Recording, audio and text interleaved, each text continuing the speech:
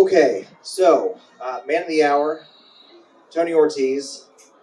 I've known Tony for a while, known him for about just over 10 years, I think.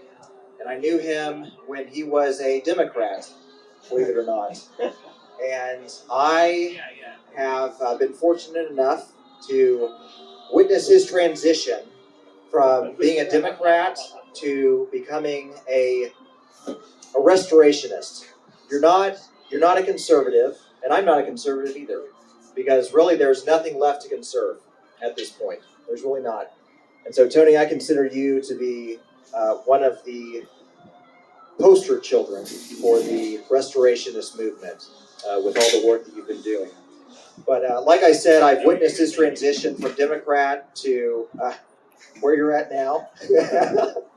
And I've seen that transition. I've seen you go from, you were a grassroots director for the Trump campaign, and it seems so trivial now, like just seeing everything you've done, but I remember you telling me about all the work you had done for the Trump campaign in 2015, 2016, leading phone banks, leading grassroots efforts, but that was really an inspiration to me. I didn't really get involved until 2018, and there was one inflection point, one of many, but a pretty big one, when you and I went out to a bar. I think it was in 2016, and you were telling me all those stories, downtown Plano, and you were telling me all those stories about things you had done for the Trump campaign and your efforts with Empower Texans, your undercover investigative reporting, and that really inspired me to get involved in grassroots politics.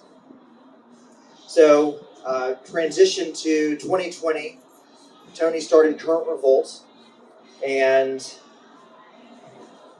Current Revolt, the magazine, what they do is they put a spotlight on corrupt, immoral, and just plain goofy politicians that just have bad takes on certain things. And Current Revolt really holds them to account and puts a spotlight on them.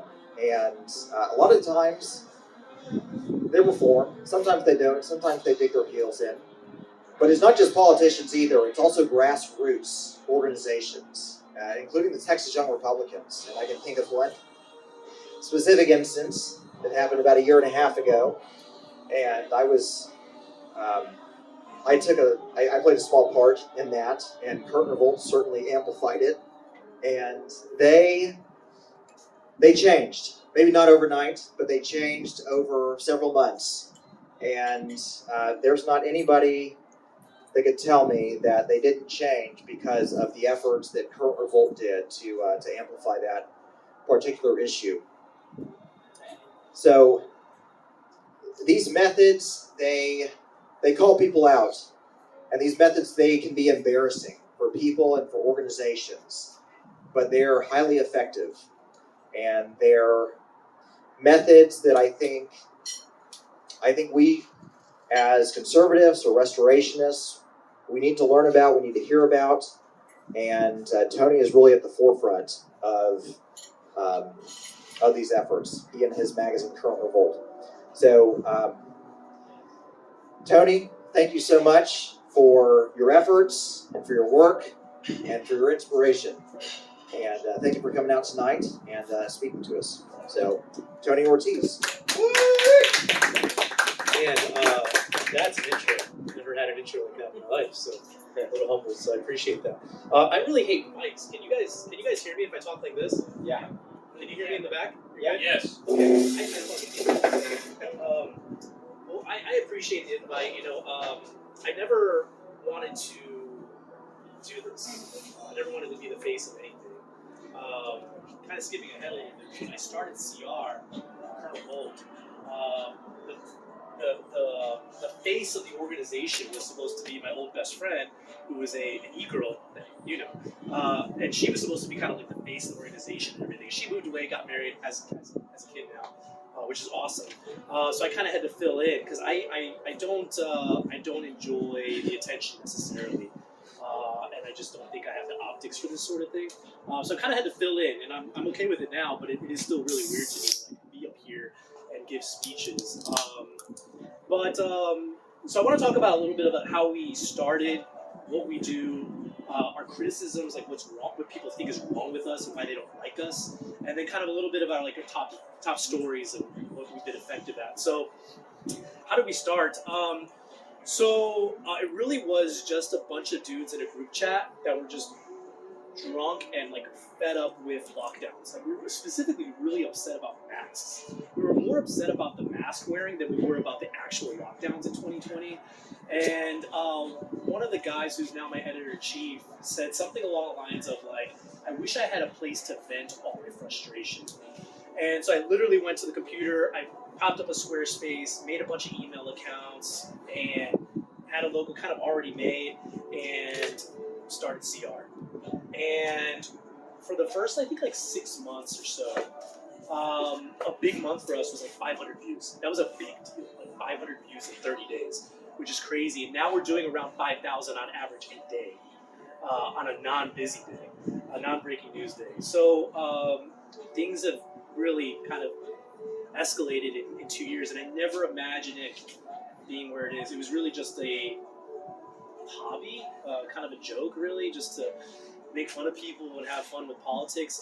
In fact, for the first year, maybe, the first year, nobody knew who CR was. I loved going to events and people would talk about stuff we wrote, and they would tell me, like, did you read that? And I'm like, oh, I don't know who those guys are. That's crazy. Those guys are fucking nuts. And so that was really fun for me, and I actually would have preferred it still stay that way. But I got doxxed by a friend of ours. And actually, we're on relatively okay terms now. But I got doxxed, and so I kind of just had to, and I constantly kept getting threatened with my identity. One time, we jokingly made fun of the Texan. What's her name? That runs the Texan. Connie Burton. Yeah. I made fun of Connie Burton on Twitter, and it was funny because we were all just sitting at a bar drinking. I think it was Lynn's bar drinking, and we were going at it with Connie Burton, and she threatened me by exposing my identity, and I was just like, you know, what the fuck, you know, who cares? Like, some Mexican dude that shit posts on the internet, you know? So just like, at that point, it's just like, fuck, just like go full force, right? Just be honest about it. And so, you know, initially we were just taking voluntary donations, like periodically, using a certain web host. And this year we decided to monetize some of what we do. So every Friday we write like a rumor post, and if you pay us $5 a month, you get access to it, right? So we went from 0 paid subscribers to hundreds and hundreds of paid subscribers within the span of like 4 or 5 months. And so it's been really special to me to see that grow. Again, it started off as just a hobby, and now it's like actually a really huge passion project. It consumes a good chunk of my life now, and I really enjoy it. So, you know, our stats really interesting. Our biggest competitors, I guess, in the space, not really competitors, more like partners, I guess, is like the Texan and Texas Scorecard. And I was looking at analytics the other day, and we're almost on par with the Texan. And the Texas Scorecard is higher than that. And it's really crazy considering we have like maybe 1% of the funding that the Texan does, and we do like way more content. And I see people share our stuff, and I never see people share the Texan stuff. So, you know, sorry, Connie, I know you're gonna watch this, but it's true, whether you like it or not. And we do it with like no full-time staff, and the staff is really awesome. You know, they do it really more for the lulz and the jokes and they get no credit really because they're all like not front-facing, which is one of the biggest criticisms we get is that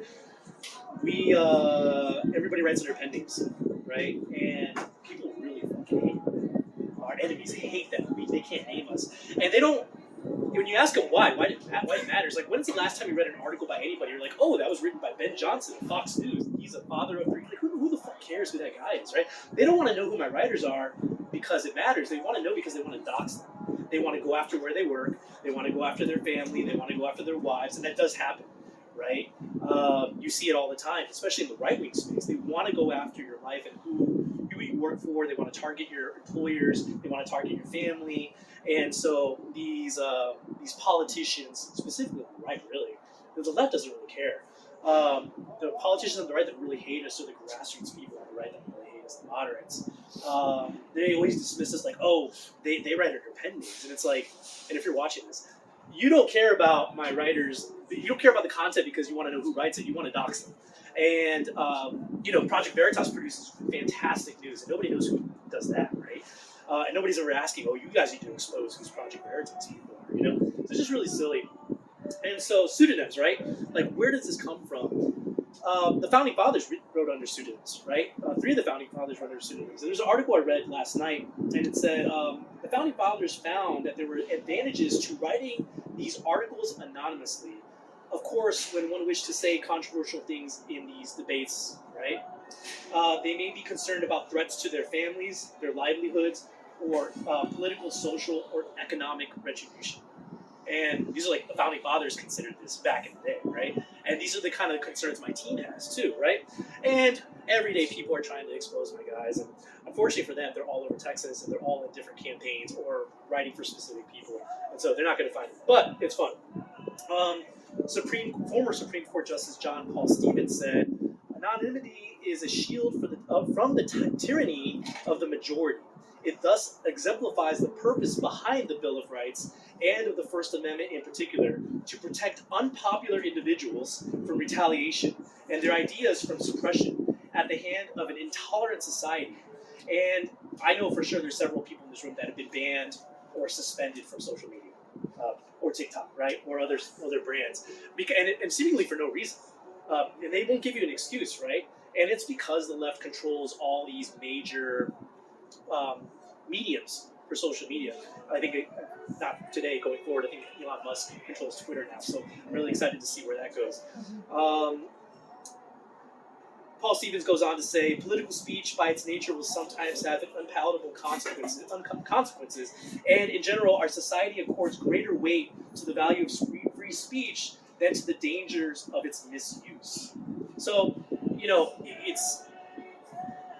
it's a lot easier, more comfortable to say something when you don't have to fear retaliation for it, right? And it's not necessarily bad things. It's just you want to speak the truth, and nowadays it's impossible to speak the truth. You have to push the narrative of the left, and so we get a lot of attacks for that. The other thing we get a lot is we're too extreme, right? And if anybody's part of the book club here, you guys read a book. What was it? Rules for Radicals. Rules for Radicals, one of my favorite books, and they go over the Overton window. And I ask a lot of people all the time, who's our AOC of the right? Like, the left has tons of AOC copycats, right? Plenty of people that are absolutely insane on the left. One of them was here earlier, and I know he's watching this now, right? That are just absolutely batshit. They would not consider themselves a moderate Democrat by any means. But they're a far leftist. And so where are our guys on the far right as far as in power, right? It used to be baby Trump. But where's what's a political right-wing AOC? Yeah, right? And that's really kind of right? And even then, constantly canceled. I don't even know if she's banned on some social media. But so as far as rags, right? Mainstream rags, we don't really have any. And so that's kind of where we fit in. You need somebody to be pushing the narrative to the right. And the left does that. A really great example is with gun control, right? They'll say things like, we want to ban guns, we want to ban guns, we want to ban guns every year. And what does the right do? They give them capacity limits, or make it really hard to purchase a weapon or to modify it, right? And they'll do that to appease the left, and the left calms down. And then the next session they come back and they're like, we want to ban guns, right? So they're constantly whittling away at our rights. And you have nobody on the right doing that, really, right? We've done things like ban abortion, which you could argue maybe is a great idea or a great political move. And that's really all the major wins we get sometimes. And so nobody's on the right really pushing the Overton windows of the right. So that's kind of where we step in, because you're not going to get people that go all the way to the right. You're going to get them that meet in the middle. So that's kind of where we fall in. And so as far as what we've done and what we're known for, start off kind of light. One of the things that we get asked a lot, specifically about the boomers, which is really funny. We write a comic series called Transgender Avengers. It's incredibly stupid. It's very stupid, and the process for making it is even dumber. So my editor-in-chief Tommy, he's in a situation where I don't want to reveal too much, but sometimes he only gets about 3 hours a day of sleep for an entire week. And when he goes for a couple weeks where he's only getting 3 hours a day, he calls it his autistic mode. And he will send me a copy of his Apple sleep schedule thing, And I'm like, oh, we've got an episode coming up. So he gets in like this weird mode where he just like makes something. And so our first series of that happened, and he messaged me, and he's like, I just did something. I don't know what to think about it, but I'm going to bed. And so I read it, and I was like, this is the stupidest fucking thing I ever read. I have to publish it. And so we take like local political figures or Texas political figures, and we make them trans or gay, and we bully them and make fun of them and make a comic out of it. It's as dumb as it sounds, but the boomers love it. It's actually pretty funny. And people like to be in it because they starve. So that's how that gets created. A lot of what we do is expose the left's quest to like group kids, right? So all these like these trans drag queen stripteases that they have for kids, right? Or like the ISDs providing books to kids like about grooming. So we focus a lot on that, and I haven't seen any like real local rags that actually go to these protests and report on it. They'll report on it after the fact. We'll actually go talk to people, take photos, and be on site to these protests. And so we help give a voice to a lot of these parents that want to be against this sort of thing. What really took us off and put us on the map was our Lacey Hull story. So Lacey Hull was a rep in Houston, and she had, let's start with allegedly, because I've learned allegedly is a very important word. Everything I'm saying going forward is allegedly. Allegedly had an affair with another state rep. They were both married at the time, and we published text messages. Unfortunately, just so an idea for anybody that decides to cheat on their spouse, when you decide to cheat on your spouse, you maybe shouldn't do it in a group chat with somebody that you piss off later on, because all you have to do is screenshot. And so we got those screenshots, and we wrote it up. And that was the story that put us on the map, because session was happening during that. So I think at the time, we were really big, so like 90% of our traffic was coming from the Austin Capitol. It was really, really funny. And so after exposing that story of like affairs, we became known as the rag that has exposed sex affairs for politicians in the state of Texas. So there was allegedly another one with a city council rep out of Frisco. We got some photos of him cuddling a woman that definitely wasn't his wife, and it was a real estate agent in Frisco. And then, of course, our Brad Nandar story, which I'm now being potentially sued for, which will be a lot of fun. Brad Nandar story, allegedly. Well, it's not really allegedly. I'm already screwed this part. He had an affair with his wife with an escort. And then Van Taylor, right? We helped with that one. Van Taylor was a big one. On my side, if you're into political betting, you can kind of make bets based on like what you hear early on. Insider trading. Yeah, we made a lot of money off Van Taylor.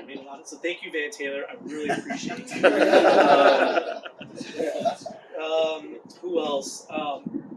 So like we became known for that, and I really don't enjoy writing those up. In fact, it's kind of blackpilling.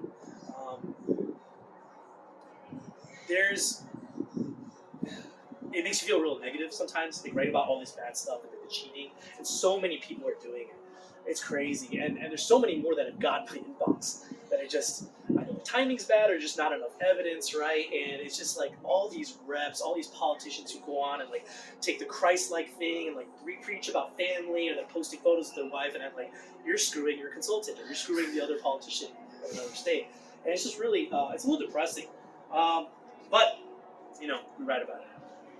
And so another one, so we actually got really into like investigative journalism, and one of my favorite stories to research was stuff happening in Kaufman County, which I guess is what that was, Kaufman County. So part of being where I'm at now is we get a ton of leads. Like I'm in the 2 hours we've been here, I've got 3 emails for like potential stories, and there's just not enough bandwidth on my side to write these things up. And so I had a gentleman, a boomer, reach out to me. I love boomers, so please, boomers that are watching this, please don't get offended by it. If you're a boomer, just embrace it. And he said, hey, I have a story for you. I'm like, He's like, there's fraud going on, and blah, blah, blah. Unfortunately, what I've discovered is like a lot of times when people are upset about something and they come to us about stuff, they really oversold the story. When you actually sit down and investigate, it's like, no, it's really not a big deal. So I'm like, well, they had 2 other people that were friends with him, and they're like, you need to meet with us. I'm like, okay. So we meet at a mall, sit down in the food court, you have all this stuff typed out, and I'm reading it, and I'm like, holy shit, there's a fucking story. This is crazy. And so what the story was, you had the Kaufman County GOP chair, which at the time was the youngest GOP chair in the state of Texas. I think he was 20, 21. He got elected as the GOP chair for Calhoun County, took over the bank account, and he had, I think, $2,800 in Cash App transactions in less than 30 days. Like, wiped out the bank account, threw it into overdraft, and they had obtained a copy of the bank records. Probably not the nicest way they should have done it. And when I looked at the Cash App transactions, it shows the name. And the name of the Cash App transactions, all but one of them was female. And they all, this guy, the GOP chair, happened to leave his friend list exposed on his Facebook page. And all of the transactions matched women on his Facebook page. And then he had purchases at like some sports store, and we were trying to get a copy of that transaction report, and it was just a mess. But anyway, long story short, after exposing all that, I think about 30 to 90 days later, he stepped down. So we got a win there. And so that was a really good one. So doing investigative journalism has been a lot of fun, and that process is really crazy. So you get a story in, somebody sells you something, it's like a pitch, right? And then you have to fact check it, and then fact check it again, and then have somebody else fact check it, right? Like, so somebody else on my team will fact check it, and doing a ton of background. So a story can take a very long time to get out. One of our strengths is that we're able to turn around stuff incredibly quickly. So we'll get info on something, like the Van Taylor thing, and we're able to fact check it incredibly quick. And part of that, I think, I attribute to our autism and our very young team, and the fact that we're really bored and really frustrated with these politicians. So we have a lot of motivation to expose this stuff. So my guys who grow up as like nerds have the ability to like research these things very quickly on the internet, as opposed to like a boomer or a Gen Xer that has maybe struggles with background, right? Another thing we exposed was a GOP delegate who admitted that she voted for Joe Biden, a friend of ours, we know, very large friend. And she was a delegate for the Houston GOP convention, and we exposed that, I think, the day before the convention, and she just ended up not going. So that was kind of fun. One of the more recent ones that actually Peter and I were discussing before here was the Aaron Pena issue, right? Which is very unfortunate. I don't know if I want to talk about how the whole process of that was, but I had been aware of the story for quite a long time and actually saw some of the abuse firsthand. While researching the story and people hearing that I was writing it up, I had several other women come forward with allegations and assaults from this gentleman. And that was something I wasn't really prepared for. So like literally 2 weeks of women calling you, crying on the phone, talking about being like sexually assaulted / raped or whatever you want to call it, right? And it really drained the absolute fuck out of me. They don't teach that in like school or like, hey, they don't teach that in like school or like anything. And I wasn't prepared for the mental drain of hearing assault stories from women. And so background checking that, and like I said, we already had a lot of info on it, and the social credit hit that comes from putting out a story like that. The GOP was very unhappy with me. The Republican Party was very unhappy with me putting out that story. Some of the party had asked me why I didn't wait until after the election, which is kind of fucked. But that's just, unfortunately, the timing. So GOP wasn't happy with me. People immediately dismissed me as a leftist. People said that I was working for Myra Flores' campaign competitor. So despite having a crazy donation history with the GOP, working volunteering with the GOP, and having nothing but a GOP voting record, I'm apparently a Democrat. But it just goes to show you that people don't like their friends being talked ill of, right? They love you when you're talking against their enemies, but they hate you as soon as you do the same thing to them, right? And it's just really unfortunate, but that's where it was. So now, for those who haven't followed, the girls, or one of the girls, I should say, has a suit against Pena for anywhere between $200,000 to $1 million, and I think they'll do quite well. So we'll see how that goes. The funny thing about Pena is I called him for comment the night before, and he had just gotten out of the hospital. He had a blood clot, and I knew he was vaccinated, but I wanted to see. So I had proof that he was vaccinated. His Facebook kind of gave it away too. These fucking boomers, right? They post their whole life history on Facebook, and you can tell they don't realize like all their posts, all their likes, all their comments are public. So it's very easy because boomers are mostly on Facebook, just go on and like look at their likes, and it's just like, bro, you just gave it away like 2 years ago. And so I was like, oh yeah. So like, sorry about the blood clot. He's like, yeah, very unfortunate. I don't know how it happened. I was like, well, you're vaxxed. He's like, I'm not vaxxed. I'm like, okay, whatever, guy. And so I asked him about it. He's like, I was like, do you have time to talk? He's like, oh yeah, I got time to talk. He's like, so XYZ happened? He's like, I don't have time to talk. I'm like, okay. And then I called his sister Adrian, and she had time to talk. And then when I brought up the issue, she was like, it's very late. I don't have time to talk about this. I'm like, okay. She's like, I didn't realize you were that kind of magazine. I'm like, oh, what kind of magazine is that? And she's like, I don't have time to talk to you. So a lot of corruption down there. RGB is interesting, and maybe the RGB will be watching this later, but y'all have a lot of issues down there. Very incestuous.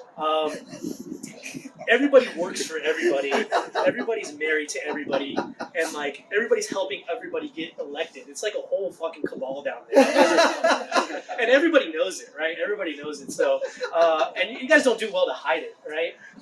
We all know your numbers are pumped in the YRs. We all know it's all fake and gay. Like, you're not doing a good job of hiding it. But people overlook it because nobody wants to speak up against it. Because friendly fire. One of the more recent ones, like, another one was like, we do a lot of exposing people who are hidden Democrats, right? And so like a recent one was this log cabin Republican president who's in Tarrant County. And log cabins fucking suck. I mean, quite literally, actually. And so, before all this grooming stuff, they were hosting their own drag queen happy hours at family restaurants, and the Republican Party conveniently forgot about that. They were inviting out Lady MAGA, which is like this tall, like 8 foot tall white dude who dresses up as like a chick, and they were inviting him out to speak, right? So Log Cabin had been hosting drag queen happy hour, family friendly drag queen happy hours for quite a bit, and so this guy is part of all that gay stuff, and he's in Tarrant County, and these guys are all secretly Democrats. They're not actually, a majority of them are not actually Republican. They're Republican on fiscal issues. When it comes to anything social, they're libertarian. They're basically just leftist libertarians. And I really don't get it. All these libertarians, they don't stay in the Libertarian Party because there's a Libertarian Party in Texas. You can go join it. They have the conventions, they have clubs, they talk about being pedos and guns and all that great gay shit, right? And so they can go join that, but they don't because they lose. Like, libertarians fucking lose. And so they know that.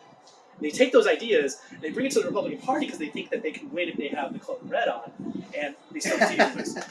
And so this is one of those guys. Unfortunately for him, one of his buddies leaked a private conversation between him and that guy, and where he admitted that he was going to be supporting the Democrat. And the timing for him was unfortunate because he was trying to become a precinct chair. So of course the boomers saw this leaked text. They're like, no. So he didn't get elected as precinct chair. So pretty brutal. And then we exposed stuff like the Democrat convention. So we go where we're not supposed to be. So we went to the Democrat convention in Dallas, and that was a lot of fun. And took a bunch of photos with a bunch of leftists. I think Wendy Davis was one of them, right? So for those who don't know, Wendy Davis was the lady that was well known for doing the filibuster for like abortion back in 2017, 2018, I think it was. She had a catheter, so she peed herself while she was like doing the filibuster. But took a nice selfie with her and Clay. And Clay showed up like masked, of course. And just a week before, he had just had COVID. And Jenkins is funny. All these, I'm gonna reveal a very important tip. So it's gonna suck because a lot of people watch this, or maybe not. Hopefully not. But you can get a lot of info on the way politicians run their lives by pulling up their kids' TikTok accounts. Ted Cruz. Clay Jenkins, quite a lot of others, and these kids will fucking just vomit out private information. Yes, right. And they're all underage, so I do have a line. I'm going after family, especially not non-political people. So we don't write a bunch of the stuff I know. But Clay Jenkins' daughter, she's really funny. She's a great TikTok. But she's just like, every time he gets his COVID, or like, she was making fun of him because he like has better fashion sense than she does, and just showing his like closet of clothes. He's like a bunch of these really gay hats, and he wears like a back straightener like while he's making dinner. He's a very weird dude. And she like records all of it, and she got hit up by the FBI. I think it was the FBI, because she had made a TikTok video and she did a tour of her entire fucking house, like everything from like the front level to the upstairs, like the windows in the backyard.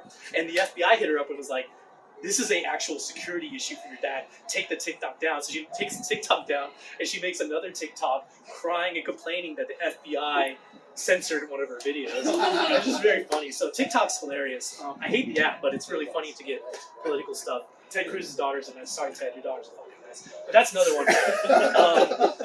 And so she's got a really great TikTok too, or unfortunate TikTok. So that's kind of the stuff we do, and it's been a lot of fun.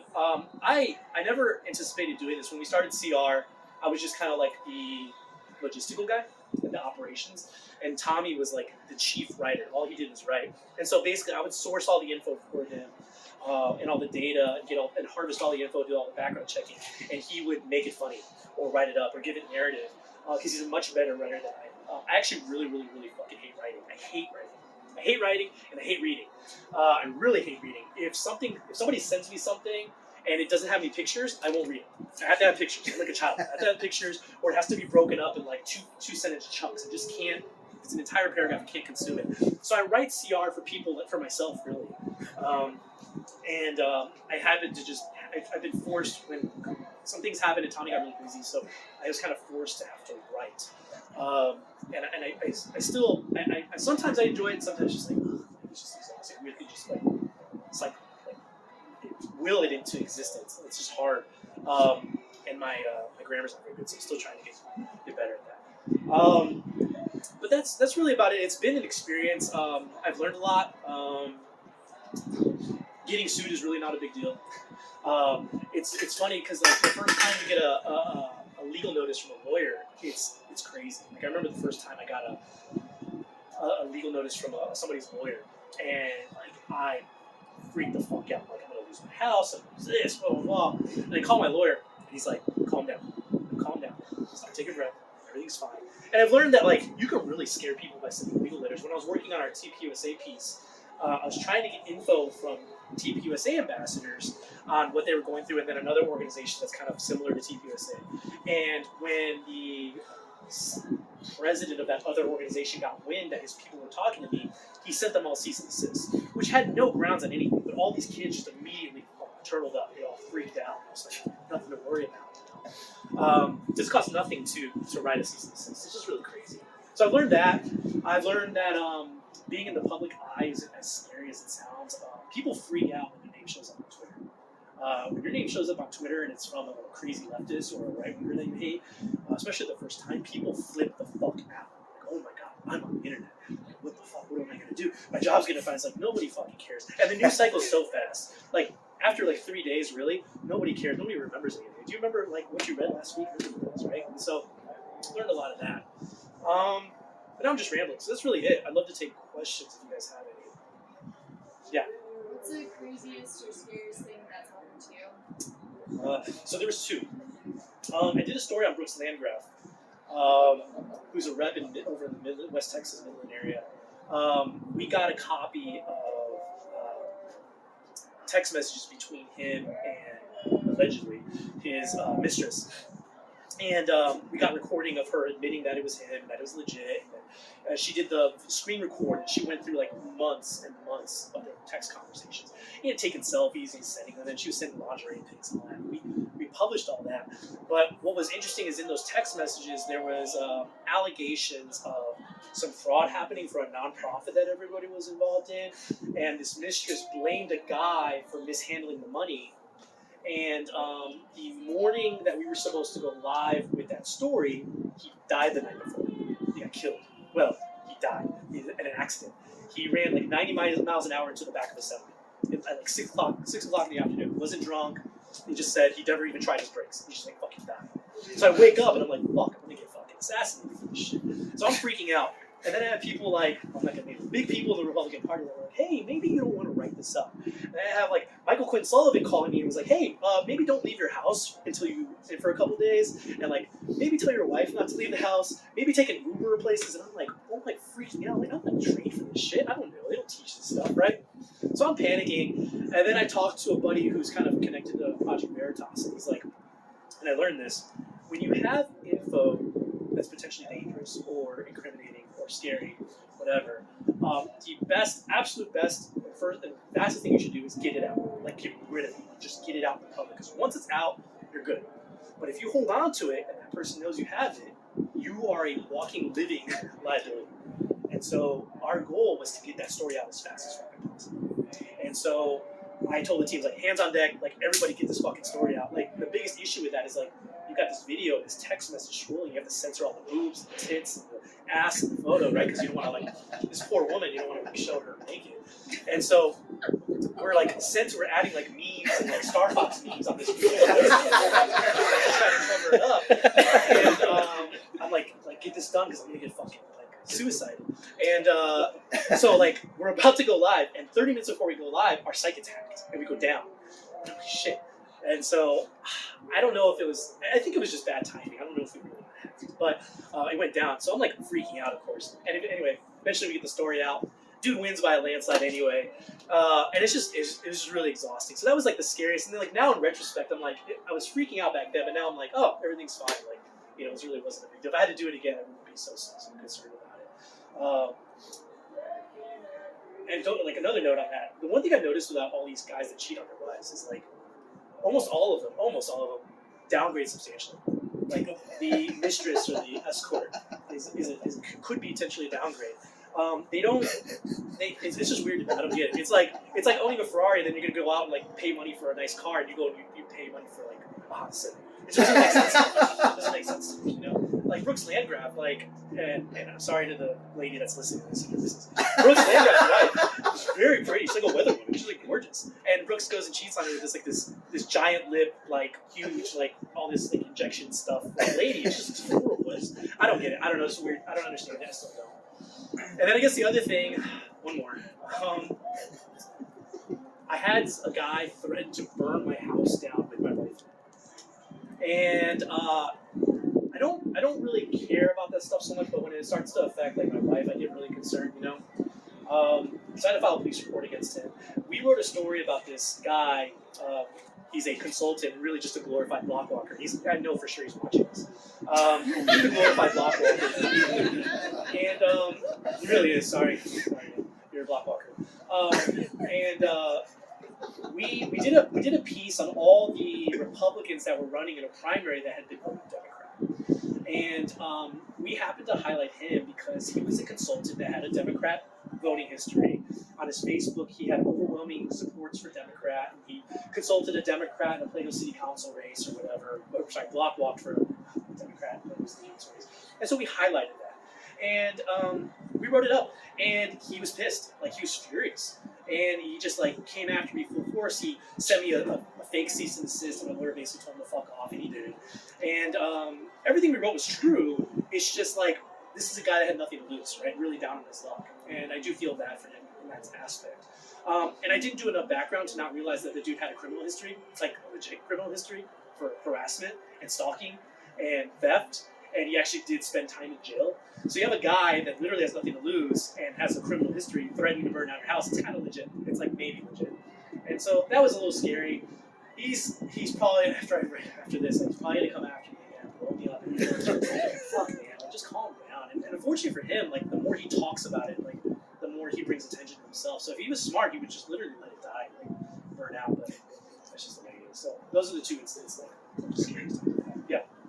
Given what you had said about wanting more kind of right-wing AOC type figures, and what you know about how the landscape's not exactly fair in the media, if you could get in the ear of Republican congressmen and women, what would you tell them to do to differentiate themselves and make themselves more of this kind of right-wing AOC type figure? Yeah, I don't even think we necessarily need them to say crazy shit, like, right? And be like, you know, I don't know, be NTGs. We just need them to, like, use the power they have. Like, too many Republicans are like libertarians where they just believe in like freedom this and freedom that. Well, that's all well and good in a society that functions properly with a high IQ population.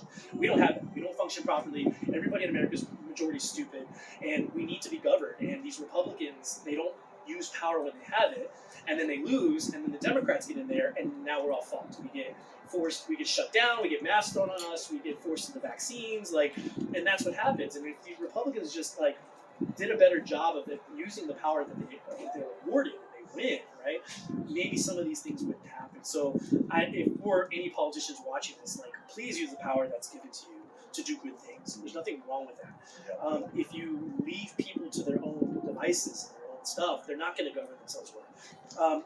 People often ask, like, I don't. When I look at somebody that I want to vote for, I don't want to vote for somebody that's like me, right? I don't want to vote for a guy that's like Joe Plumber guy or whatever. I don't want to vote. I want to vote for a guy who's smarter than me, that's more physically fit than me, that's taller than me, that's better than me.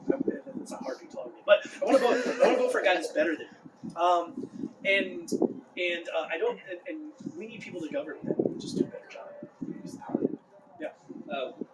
In terms of who would you list down as like your influences and inspirations? One personal name that comes to mind is Tyler Durden, who is a character from Fight Club, but it's also the name used by Zero Hedge. Yeah, love Zero Hedge. And I noticed in Current Revolt, like the writing stylistically, it kind of reads a little bit like some of the Zero Hedge. Yeah, one of my guys reads Zero Hedge religiously, and so I think he copies a lot of that. As far as like people that inspire me, I hate reading, and I don't like to read. I get all my news from Twitter or YouTube. I like to listen and watch YouTube while I'm like working out or like I'm making dinner or I'm driving. So I don't know about inspiration. I guess like people who inspire me are people that literally get into the shit and like go interview people one-on-one. I mean, if you don't know Nuance Bro does that. Like he's in the two. I'm this one.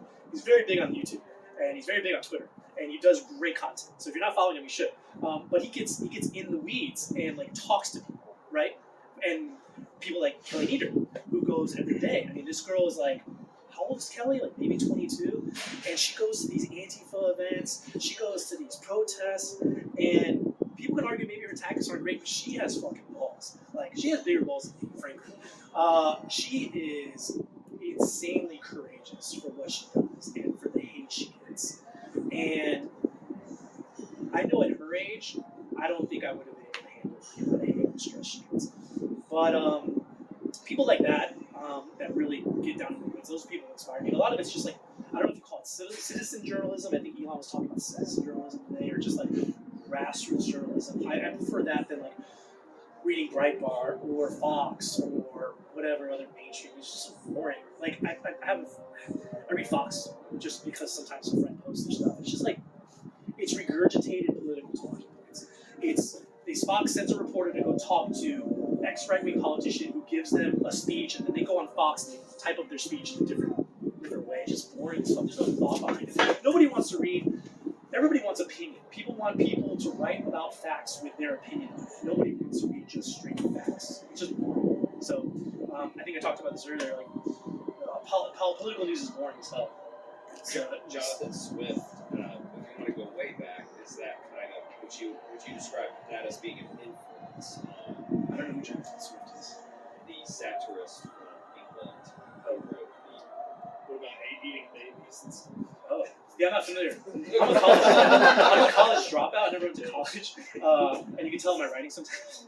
But yeah, I don't have to look into college. Jonathan Swift? Is that what you said? Jonathan Swift. Any other questions? Yeah. So maybe you can talk about what's wrong with political youth organizations like the Texas Young Republicans and other, I hesitate to say youth organizations because it's 1840 and I'm on the latter part of that. Yeah.